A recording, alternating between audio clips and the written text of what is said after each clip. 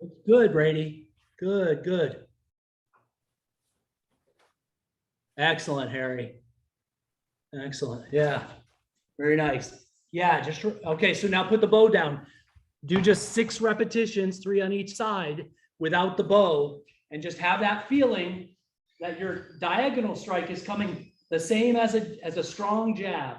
Strong jab. It's that front hand that curves more. It pulls that front hand pulls back like this, pulls down like this, right? But the other hand comes in right behind it, straight. So imagine somebody's got their hands up and you pull down one of their hands and you punch over the top. That's how the bow movement is. Pull down and punch over the top. Pull down, punch over the top. So one hand's going straight and the other hand's coming in a circle. Nice. Okay, grab the bow. Do 4 more reps on each side, and then we'll switch. Excellent.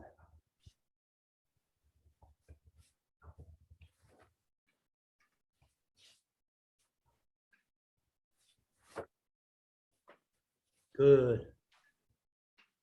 Good, Brigitte. Good, good. Brian, looking good. Go ahead, Brian. Oh, don't tuck it under your arm. Don't tuck it under your arm. Pull it to the opposite side. Yeah, the opposite side there. Yeah. Yeah, like that. That side. Good, good. Then switch hands. Pull to the other side. Yeah. Good. Good.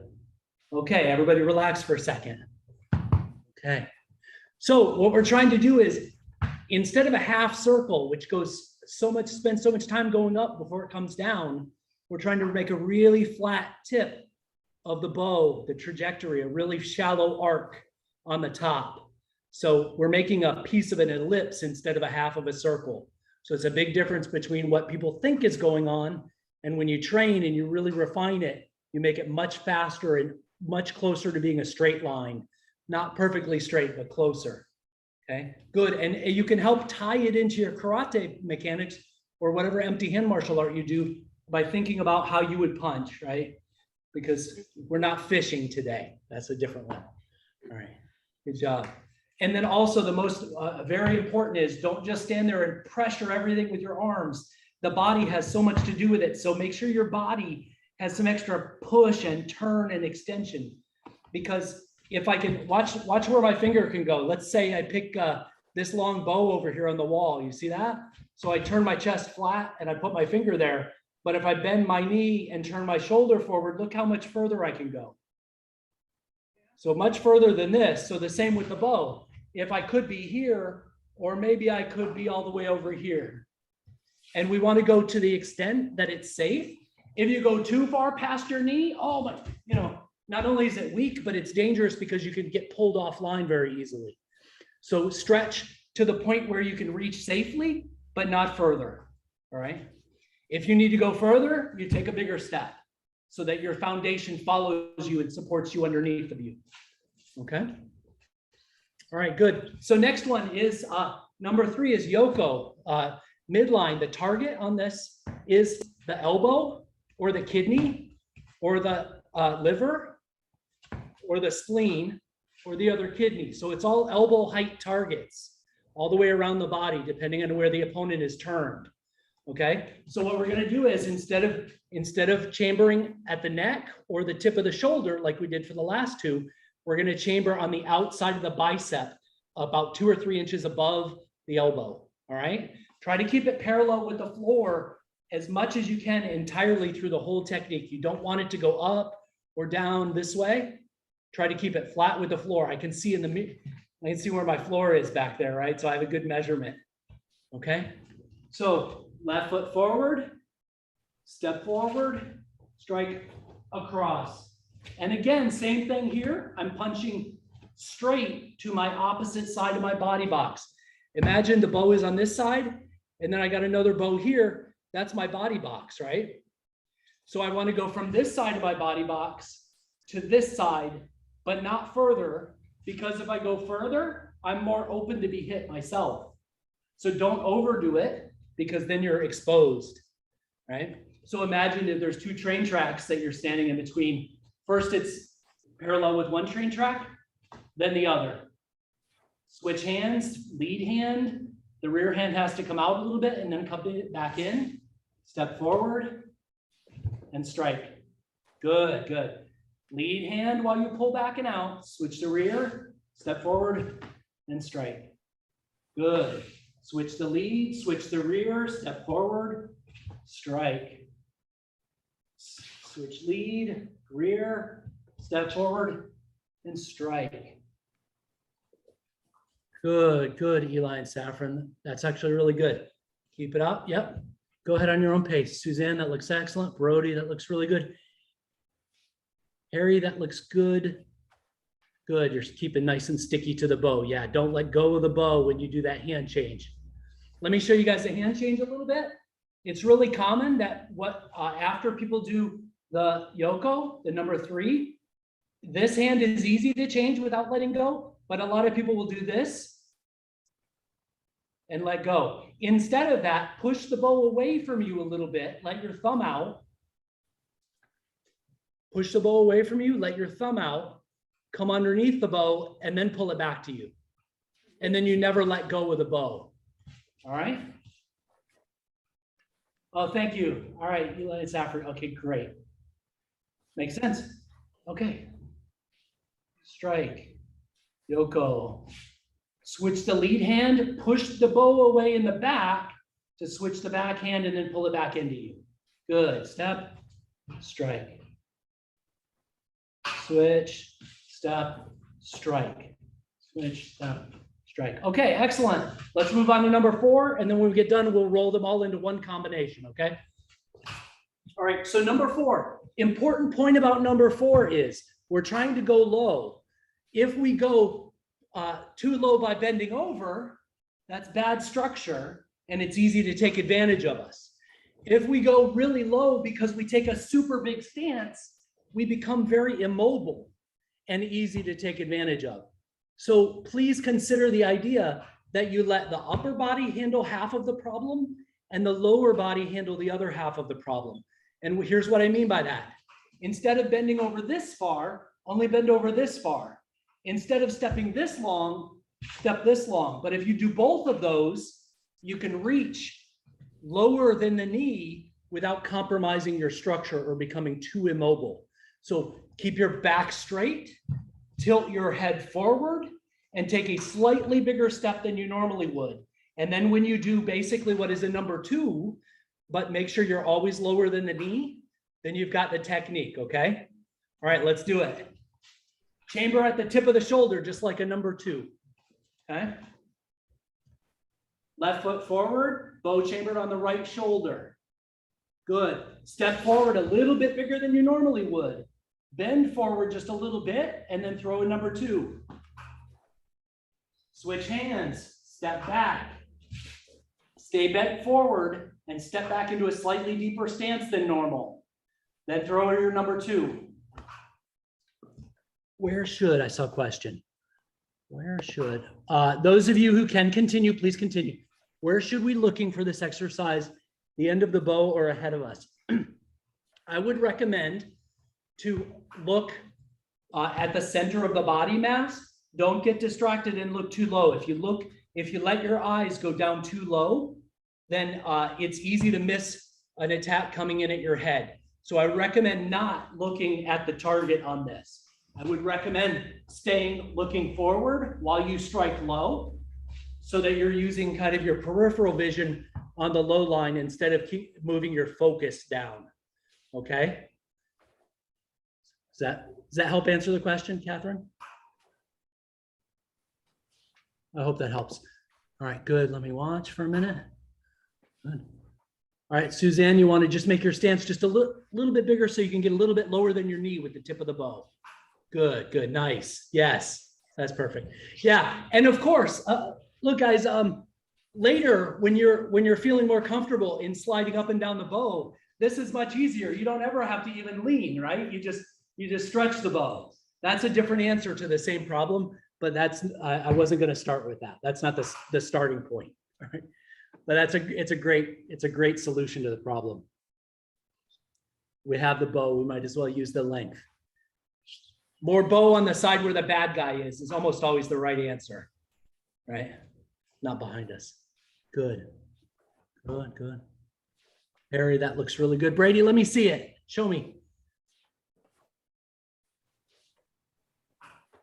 Good, good. That definitely looks like it's knee level or lower, so that's perfect. Good. Zach, that's looking really good. Saffron, Eli, that's Brody, that's looking good. And Rick, it's looking good. Let me say that hand change again, Rick. Rick, try not to go through a double up position. When you change your hand and you're down like this, pull it back to you and change the other one. Yeah. Try to avoid, always change the lead hand first. From the extended position, good. Change the lead hand. No, lead hand first. Lead hand, lead hand, then rear. We try to almost never go through a double up position. It's difficult to do an intermediary strike when you're in a double up because the wrist mobility isn't very good that way. Try sometime seeing what your mobility is double down versus double up. And it should make more sense why we usually go through a double down position during a hand change than a double up. All right. Just use that as your experimentation. Try it out. See what you think. Gakia Sensei never explained this to me, and I never thought to ask Stolzmark Sensei directly this question. But my belief is that's wise because the wrist is mobile only in certain directions. Okay. Good. Okay. Kakyuke ski number 5. This one is one of the hardest things we can do because it has a lot of subtlety and different curls and coiling and body movements. So this one's difficult. Here's how I normally teach it. Have the bow pointed with your right thumbs to the top of the bow. So kind of a right-handed grip as if you're going to do a right strike.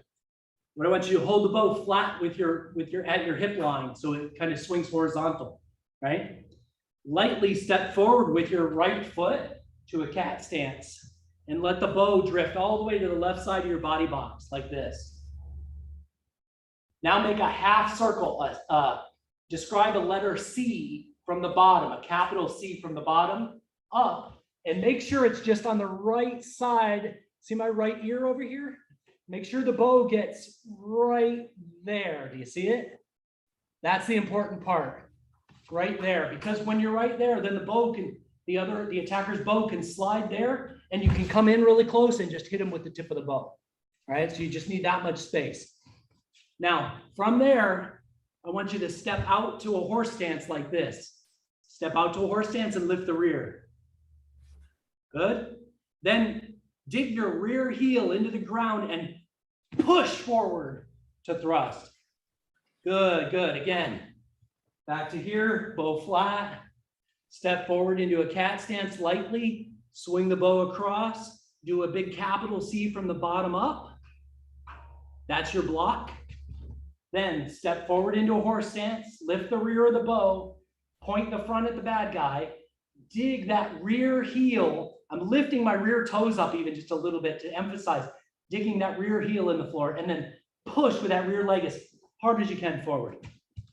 I don't want to put my bow through the TV here. That would be bad. Be an expensive mistake. See how you do. Good. Do you feel how it's getting your whole body involved in that thrust, not just your arms? Good, good. You should feel all the way from the heel through the back of your leg, through your butt, your torso, your shoulders, everything, all the way up and out. Just push, like you're pushing a car almost. Nice, good. Oh, good, good, Brady. Zach, nice power. Nice, Brody. Suzanne, let's see. Yeah. So relax for a second.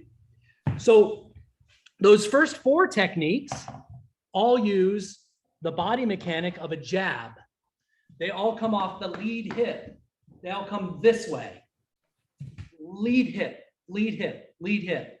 The ski from Kakyuke ski is a reverse punch body dynamic. Comes off the rear hip. So it's important to remember that when you practice those and think about how it relates to your karate. The first 4 techniques, Jodan, Naname, Yoko, Geidan, those are all jab engine. It's lead hip engine. And this one is the rear engine. It's a reverse punch engine or a cross, right? Or an uppercut. It's the same power off that rear leg, all right? All right, again, a few more. If you haven't already, switch sides. Do left side now. You guys are lucky. I'm in Florida and it's like sweltering hot already this year. Whereabouts in Dade? Today, yeah. Today is so we're Fahrenheit, so it's probably 87 degrees Fahrenheit. No, where in Florida? Dade or Tampa Bay? Oh, Tampa Bay. Tampa Bay, yeah. Okay. Yeah. I'm familiar with the Kobudo. I'm just new to Eastern martial arts, Kobudo. But I've done these before. Great. I'm a blue belt in Shotokan and a brown belt in Chito-Ryu. Cool, very cool. I love Chito. I've done this before. It's been like 20 years. Oh, well, glad to have you. Nice to meet you, Brian. Thank you. It's a pleasure. So I'm no white belt. No worries. Hey, Okay. I'm still learning. So Yeah. Okay. This is a broomstick I'm using. hey, that's perfect. That's what you would need if somebody broke in your house, anyhow, right? You just need something. I'm just in an apartment. I don't have much room. Yeah, no worries. I'm very lucky. I have a dojo at the house. So yeah, Suzanne. So do the kakyuke. Yep, you're in like a cat stance, right? So now from here, let your weight shift to the center by stepping into a horse stance when you lift the rear of the bow up. Nice. Now from the horse stance, you shift to a front stance. So think about cat stance, horse stance, front stance. Cat stance, horse stance, front stance. Cat stance, horse stance, front stance. Cat, horse. We need an animal term for a front stance. Then all three of them would be animals. Make cat, horse, and I don't know. Question. Sure, go ahead. On the block, is it the like this, like UGK? Yes, it's this way. Yeah. This way. Yeah. Yeah, it's the equivalent to this karate block. Yeah. Or this, it has the same name as this karate block. Yeah. Okay, means to hook. Yeah. Now, okay, so now hooking isn't only this way, and you don't only have to use it to hook in this direction where you're hooking this way. You can also use this to bounce something off the hook. Think of how a fish hook looks. Usually you think when you're doing this, you're using the fish hook to hook something and pull it to the side. But with a fish hook, you could bounce something off the outside too, couldn't you? So kakyuke is also that where you're bouncing it off to the side, and then you bring the bow back to your center line so you're ready for the next thing. So it can be bounce and back too. So kakyuke is also that, bounce and hit. All right, so let's go to the bottom side of the bow or the rear side of the bow. We do kakyuke ski here, right? Do the regular kakyuke ski with your right side. Now what I want you to do is turn to a cat stance the other direction with the back of the bow and pull the bow across this way. So this way. So I'm facing forward from my old thrust. And what I'm going to do is I'm going to sit in a cat stance and turn this way. No, just let the bottom of the bow do the work. Now we're not even using the top of the bow anymore. The left-hand side of the bow, the back of the bow. My pinky is pointed towards the opponent instead of my thumb. So normally my thumb is on the front. The bottom of the bow I call where the thumbs wouldn't point. Yeah, so look, this way, or this way. We're gonna turn our bodies, let's do this. You're gonna make a figure 8 with the bow. Figure 8, kakyuke, figure 8 with the back of the bow. Just let it spin like a propeller on your stomach. Figure 8, figure 8, figure 8, figure 8. You're pulling with the thumb side. You're pulling with the pinky side. Pull with the thumb side. Pull with the pinky side. Thumb side. Pinky side. Good job. Good. Does that make sense? I know we do a lot of things just one way in the beginning, but I'm giving you some other ideas. You may have seen these already. If you didn't, you will eventually, I'm sure. But there's lots of ways to do things. So I want to give you some extras so you can have some more fun mixing it all together, okay? So if I hook with the back end of the bow like this, right? I'm in a revert. Instead of like this facing the front, I'm like this facing the rear, right? You see how I'm backwards? Now, horse stance. Oh, that was cat stance. Horse stance, front stance. Now, turn your hips back the other direction. Cat stance. Nice. Horse stance, front stance. Good. Turn your hips 180 back the other way. Cat stance, horse stance, front stance. Good. Switch your hips the other way. Cat stance, horse stance, front stance. Turn your hips all the way backwards with the bottom of the bow. Cat stance, horse stance, front stance. And again, on your own, if you can, keep going, but I'll watch and see if I can help anybody. That looks really good, Kathy. So yeah, so now think about the bottom of the bow. Yeah, that's really good. Good. Suzanne, let's see. Good. Now back towards the door in the other direction. Good. Horse stance. Yeah, from cat stance to horse stance to front stance. Yeah.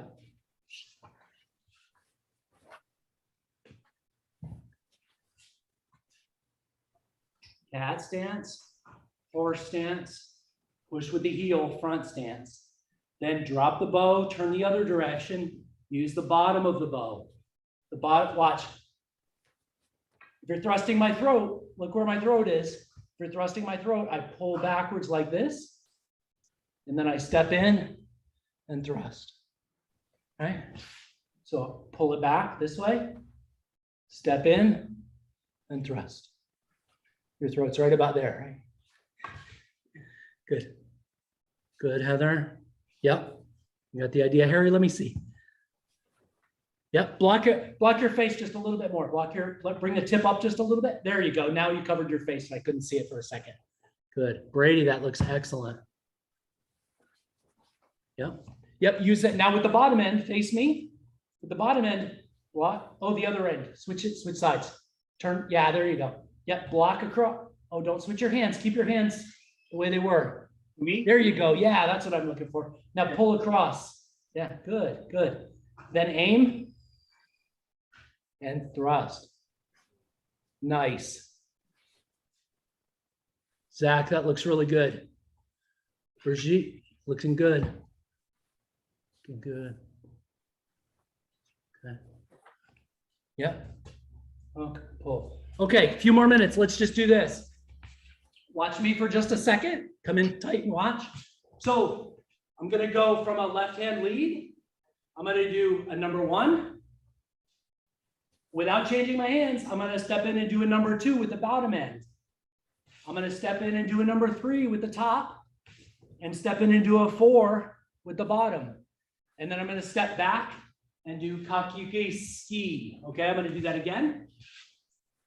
From a left lead, I'm going to step in, change my hands. Number 1, now no more hand changes. 2, 3, 4, 5. And you know what? I'm going to make it so we don't do any hand changes at all. We're going to start with left foot forward, bottom of the bow out. Bottom of the bow out like this. All right, you guys ready? So we're going to step in with our right foot. We're going to do a number 1. Now, no hand changes, do a number 2.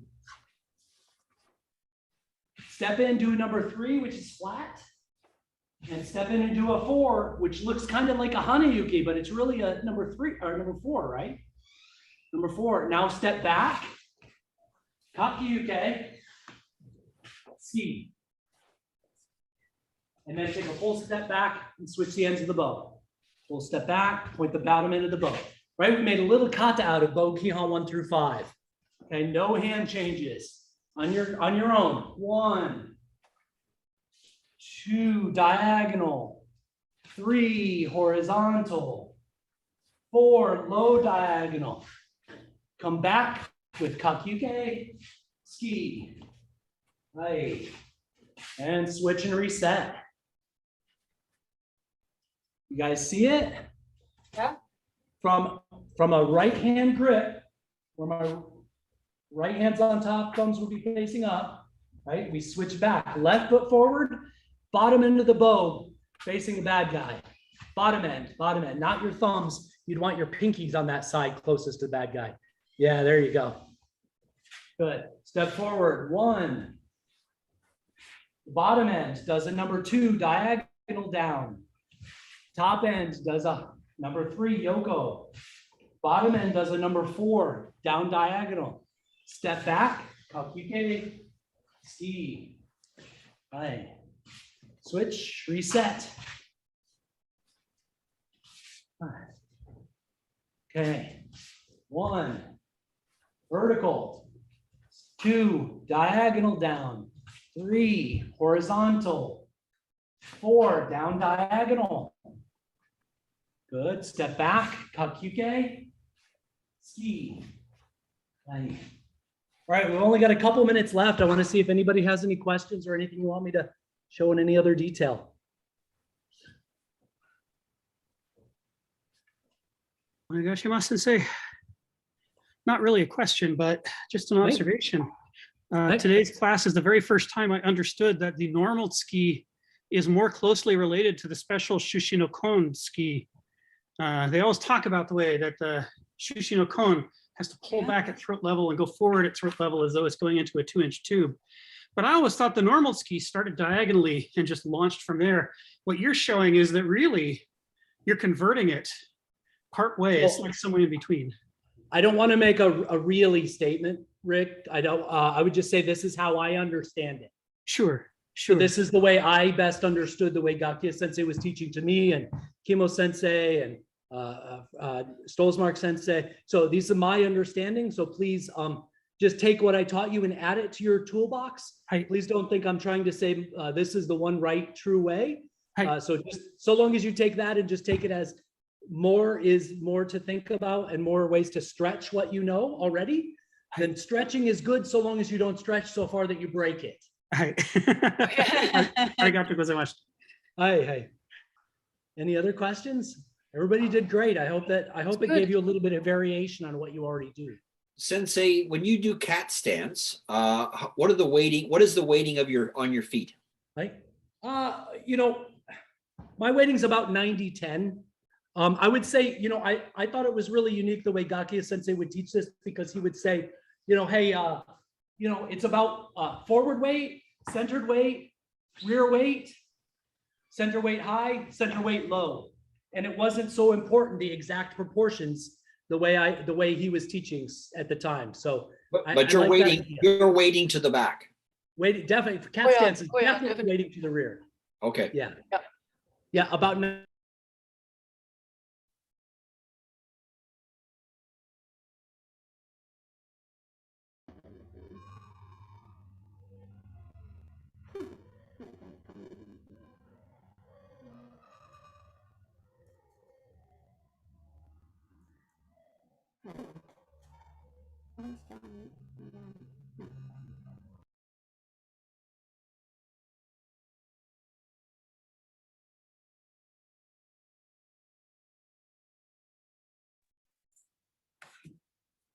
Oh, there you go. Oh, you're on mute. You guys are on mute. Thanks. Oh, we wanted to give those instructors a round of applause. Yay. I mean, such great detail. You guys don't know how lucky you are. Maybe you do, but we have such great detail. I mean, we jumped into each one of the breakout rooms, and I could leave happy now with. So I learned something in each room. All right. I'm happy. Yeah, great. So keep All right. smiling, everybody. We got 2 more sessions to go. Yes, so we're taking just a small break right now, turning it back over to Sensei Wayne, who's going to be announcing results of the kata competition. So remember, we're only announcing the first place results today, and all of the results will be sent to your chief instructor with all of those medals. So congratulations, everybody.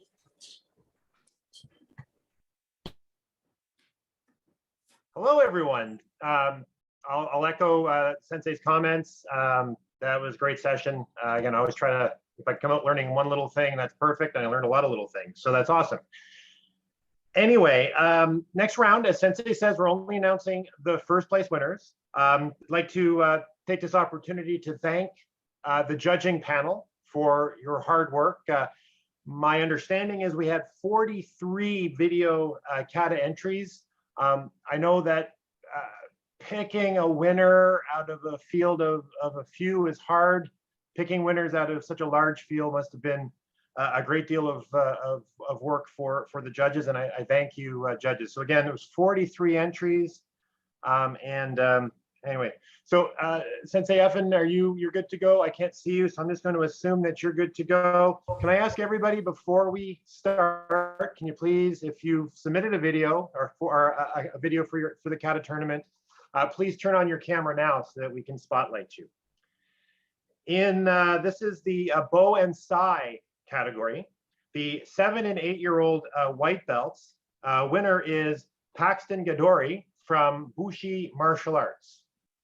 I don't think Paxton is online, unfortunately. Oh, well, my goodness. People have other things to do on a Saturday afternoon. I don't understand that one bit. All right, moving on. 9-year-olds, white to yellow, also from Bushi Martial Arts, Madison Lafore. Also not on today. Madison. Oh, they must be doing something together. I like to think that they're off having some fun, not involving me, which a little bitter, but I'm okay. 10 to 13-year-old white belts, Isabella Shonsby, also from Bushi Martial Arts. Is Isabella on? No, Sensei. Oh my goodness. All right. The 10 to 11 green and blue belts, is Painter Rivers from Bushi Martial Arts on? There. All right, excellent. Congratulations. So that's first place, green to blue, bow and sai category. On to our adults now. Adult, white to yellow, representing East Wind Martial Arts, Heather McDonald.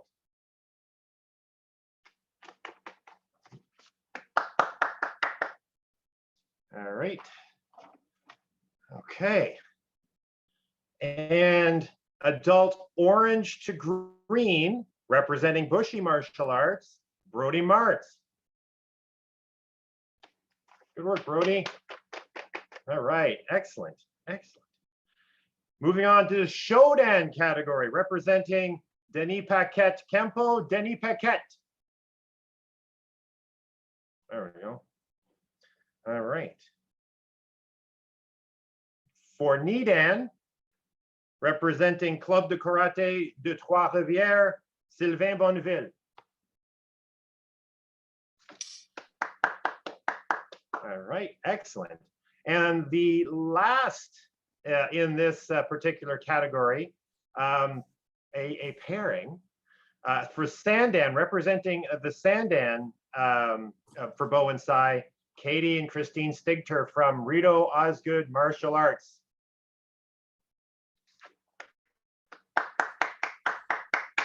Congratulations. So now, Evan, are you ready to run the video demonstrations? All set. Giddy up. Thank you so much, everybody. Keep training hard. All right, so here we go. First of our this round of videos.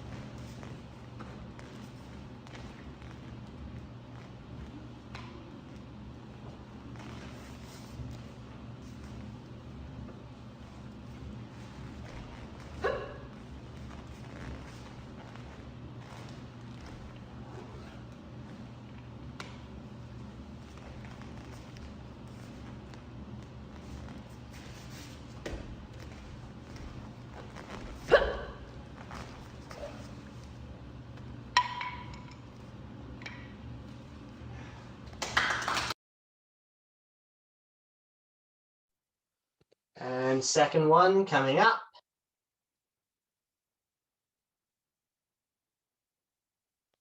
Just a second. Here we go.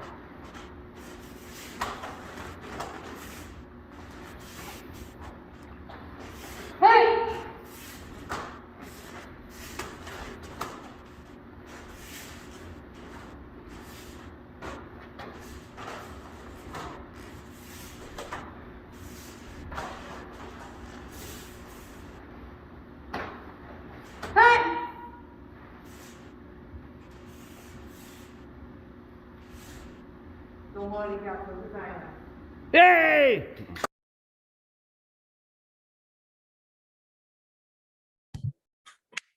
Oh, fantastic. Congratulations to all of those tournament winners. And excellent video demonstrations again. All right, we're a little bit ahead of schedule. We're gonna keep going. Next round of seminars.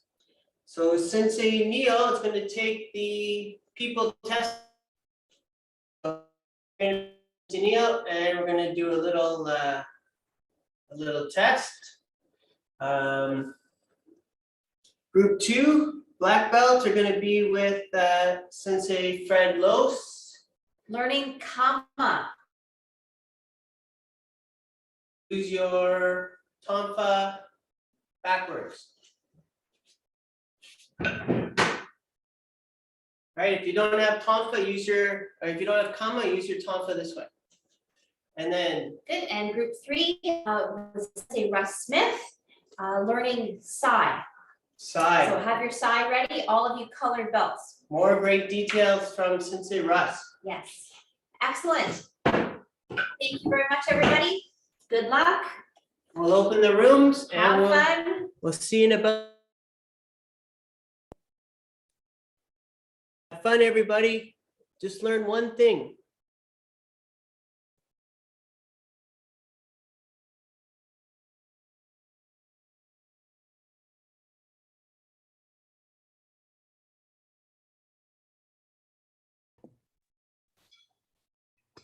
All right. Go again. Hello again.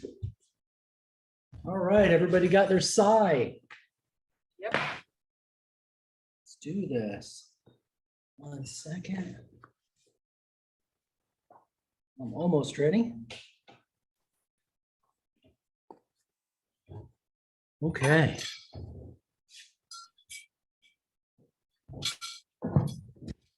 Switch cameras, sorry about that. You'll see me better.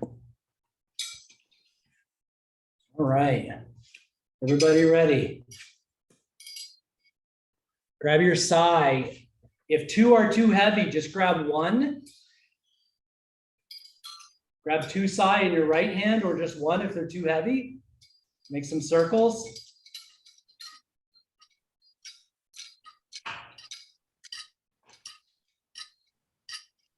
Send them over the side like that.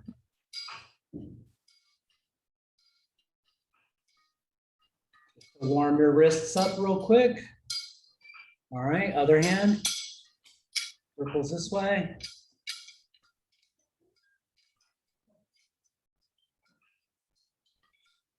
This way. Brady, you have a question? Go ahead. I don't have a Sai. Okay. Some of the other kids do. I'm trying to think of anything that would be useful like a Sai. You have a small stick? Small Okay, stick, that's it. like Okay. a ruler or something? Anything about that length, maybe? All right, everybody that does have Sai, put them in your left hand. Use your index finger here to push the bottom against your forearm, and then move your arm around. If you hear any clanking, you want to push harder with your index finger. Okay, you want to have good control.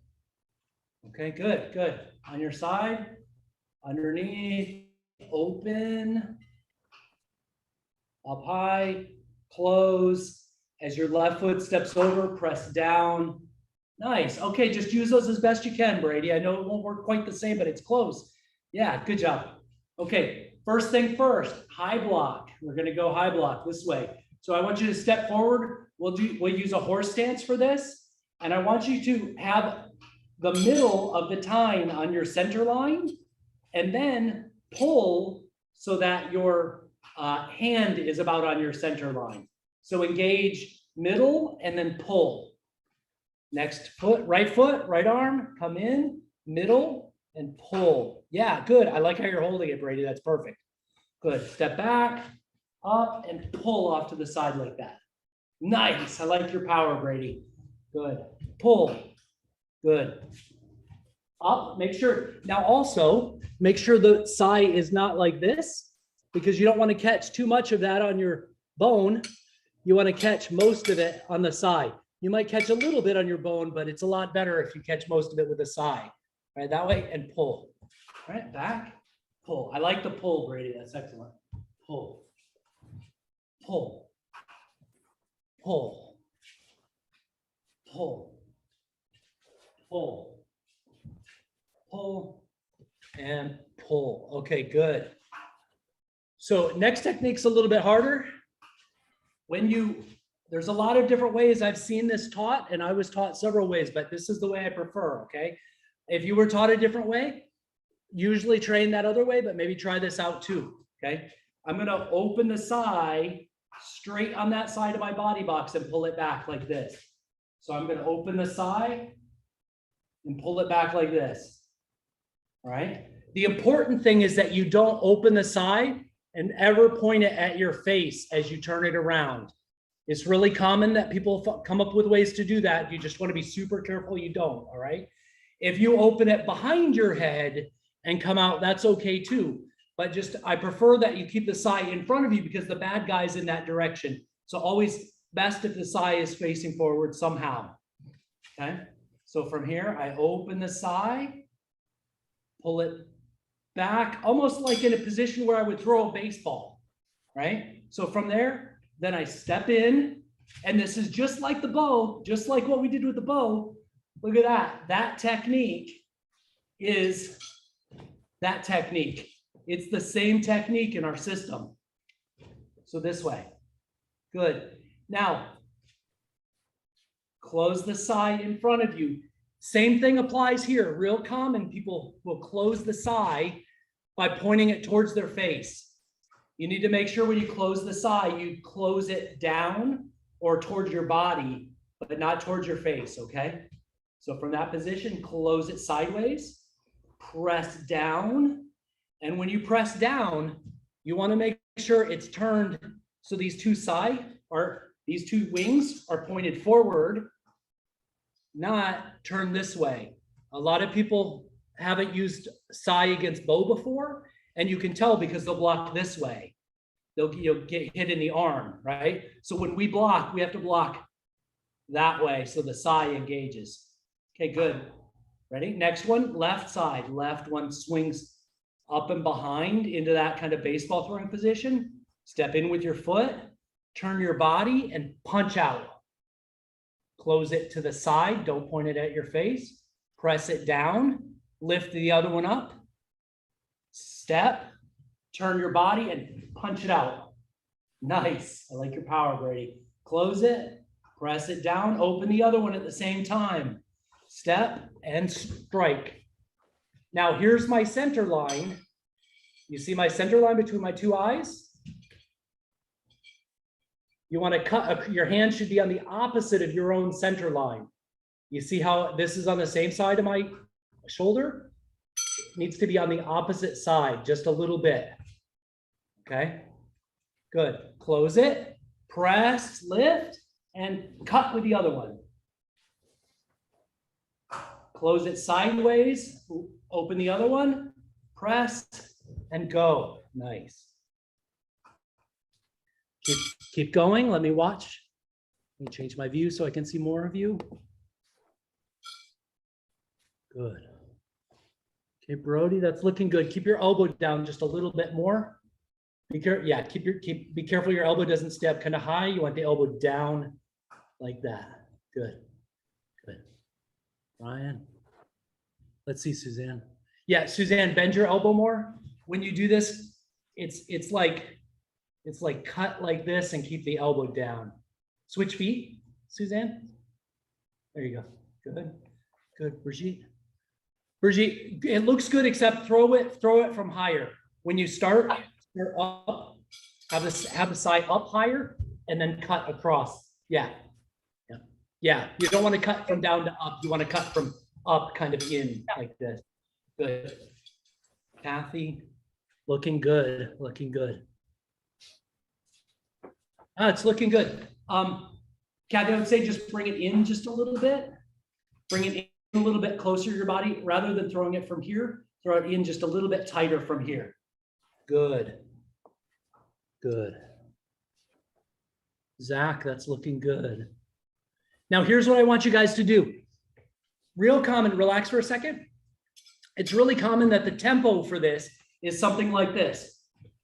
1, 2, 1, 2, 1, 2. I want you to think about also practicing it this way. The press is a way of coming in. It's a way of when you're fighting a long weapon, the press is control of the bow so that you can come in close. So I want you to change the idea of 1, 2, 1, 2 to 1, 2, 1, 2, 1, 2, 1. So watch, this is what I mean. So I get my first one done, and then I go. So close the side, block low, and come in faster. Close the side, block low, and come in. To think of how you would use it. All right, so also practice that. Throw your first one out. Close, open, step, and cut as fast as you can, safely. Don't drop your sai or throw your sai or hit your TV. I can't replace anybody's TV, I'm sorry.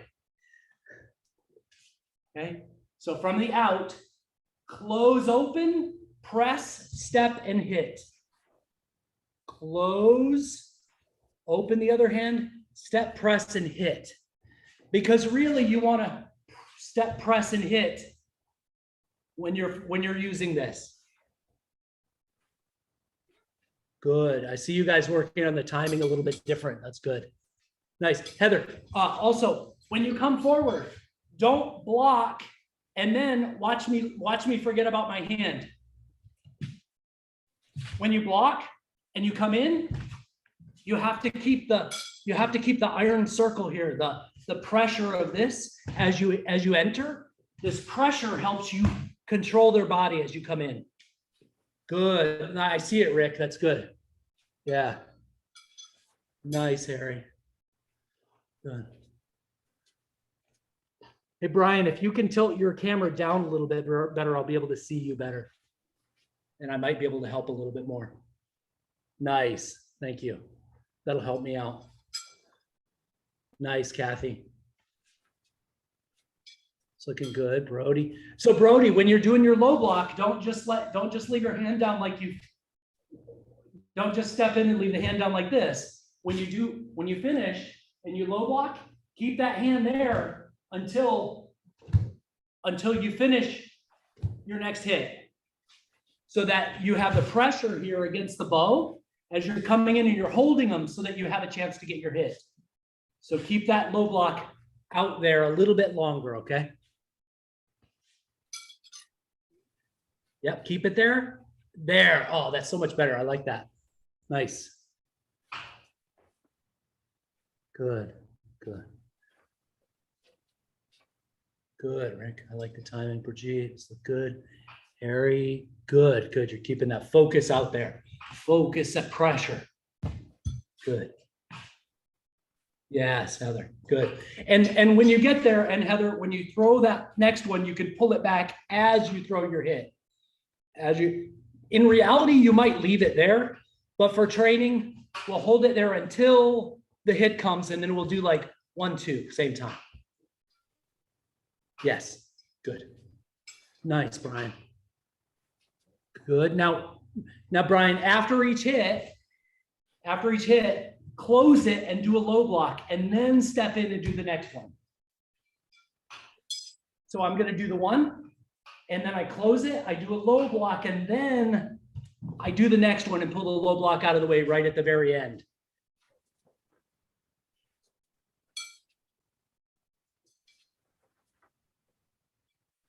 So relax a second, relax a second. So if I do a hit and then a block, what is the story? I hit him, and then what am I blocking? If I won, I'm not blocking anything, right? So maybe the idea is we're hitting, it didn't finish the fight, he blocked it, he hits us, we block it. Then we're controlling him on the way in, and then we finally get the hit that can't be blocked, right? So it's just another way of thinking about your training. Why might we do this? Why do we do a block after each hit? Probably because we want to link things together. 1, 2 can become 1, 2, 1.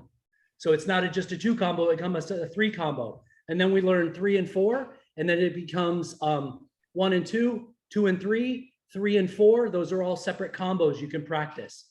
So you should do a little bit of like little math of your own and say like, I learned letters A through H. Now let me see which words let me do a Wordle game, but using my Kihon Waza. So that's your part of you owning your own training, is take what you've learned, and it's totally okay. Don't think of what you're learning as the limits of what you're allowed to do. Think of this as the launching point for your learning.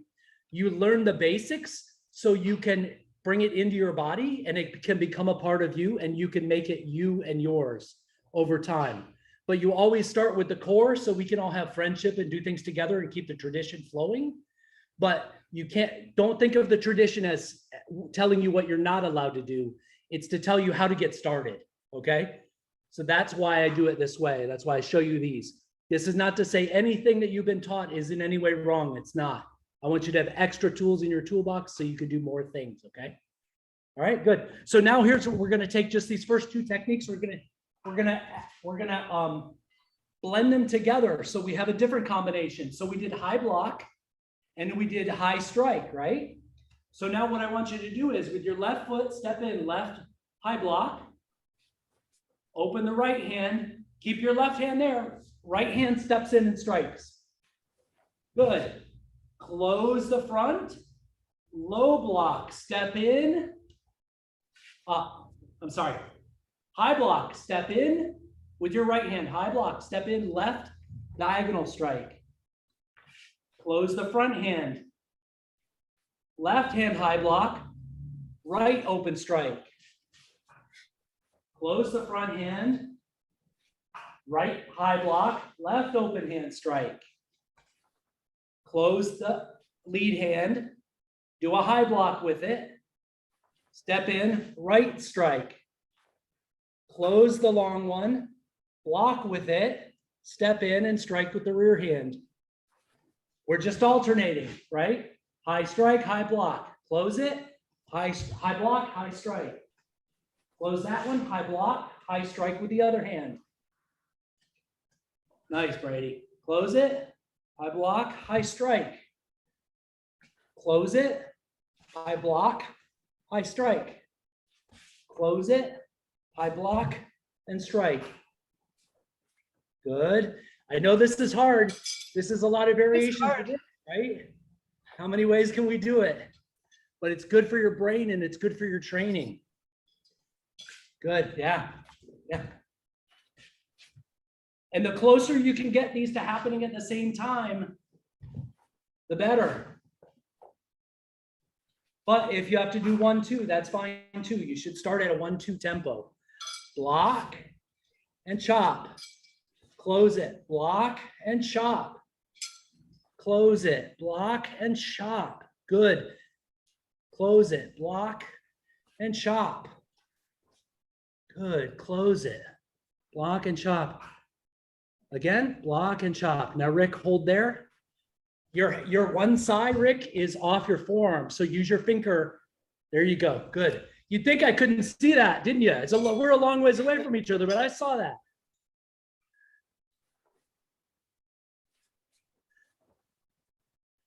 Good, good. I like it, Brady. Brody, any questions? You're doing good. It looks good. Yeah. Block and hit. Yeah. Close, block and hit. Boom. Because that's how you would have to use it, because the timing has to be really close. In a real fight, the most important thing is that the timing between your defense and offense is as close as possible. Good. Good, good. Okay, relax, everybody. Relax. Nice job. Any questions on that one? Any questions on what we've done so far? Sensei, when we do our strike, Yes, and then we close it yes. from here, I always want to go back and then the block, but when we close it, we stay right there to do the block, right? Yeah, it's best if we don't go very far. So try to keep it, when you close it, maybe just come to your own center line and then do the next one. Okay. And then close it just to your center. Yeah. Right? Yeah. So that way it's not coming back too far. So this is a good position. Yeah. Okay, Nice. thank you. Oh, you're welcome. That looks really good. Any other questions? Good, Harry. Oh, also, when you strike with this, the angle that you're cutting, it's important that these tines be the same way. All three of these should be lined up in the direction of the power that you're sending. So what you don't want is if you're cutting this way, but your forks are this way. And here's why. So Gakia Sensei said, secret technique. He said, because when you cut with this one, when you cut, of course, the follow-up is the really ugly strikes, right? The really dangerous stuff, right? So be really careful with each other. But the idea is you strike and you thrust, and the yoku goes in the eye or the throat. So be really careful. All right. Yeah. But that's the idea. But if you're flat, also, if you hit something and it comes down, it might hit your fingers, right? The whole point of having these tines is to be able to defend your hand and counter control and lock things. So cut in that direction, and then the follow-up would be a jab. All right. Any other questions or thoughts?